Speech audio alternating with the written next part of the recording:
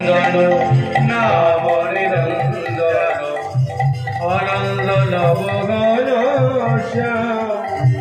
আনন্দ নব তুমি আনন্দ তুমি আনন্দ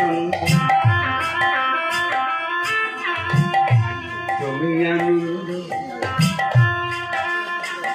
আনন্দ নব ঘন হে ভব ভঞ্জন নাম নিরঞ্জন আনন্দ নব ঘন আনন্দ নব ঘন হে ভব ভঞ্জন নাম নিরঞ্জন আনন্দ নব ঘন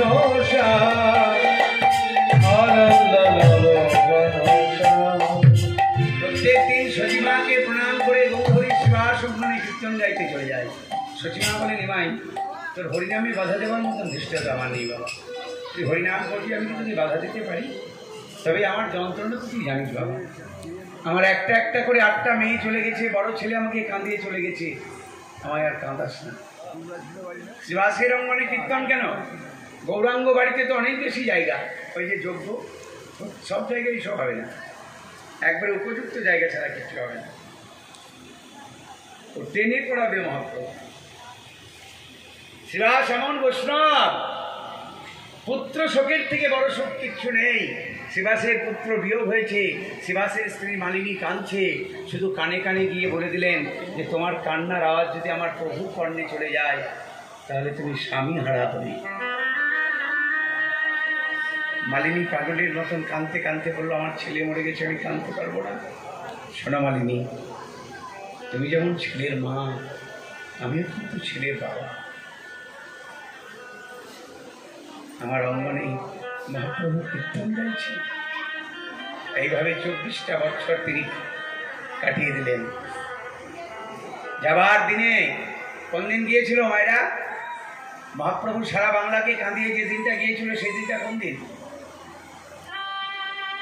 সেদিন বাড়িতে বাড়িতে আপনারা একটা উৎসব করেন, হোলি উৎসব। বাড়িতে বাড়িতে পিঠে তৈরি করেন কোন দিন? পৌষ সংক্রান্তি। এই দেখুন, এই বছর পিঠে করতে গেলে মনে পড়ে যাবে। এই বছর বাড়িতে যখন তৈরি করবেন মনে পড়ে যাবে যে আজকের দিনেই সচিমায়ের হাতে সন্ধ্যার সময় দুপুরবেলাটা বিষ্ণুপ্রিয়ার হাতে প্রসাদ পেয়েছিলেন।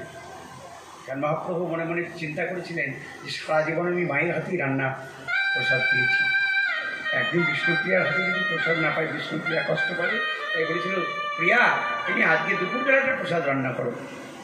বিষ্ণুপ্রিয়াতে কি আনন্দ হয়েছিল, কাঞ্চনাকে ডেকে বলেছিল, কাঞ্চনা বাপের বাড়িতে রান্না শিখে এসেছি, কোনোদিন সুযোগ পাইনি, আজকে প্রভু বলেছিলে, আর আমাকে সহযোগিতা কর। মহাপ্রভু যা যা ভালোবাসি সব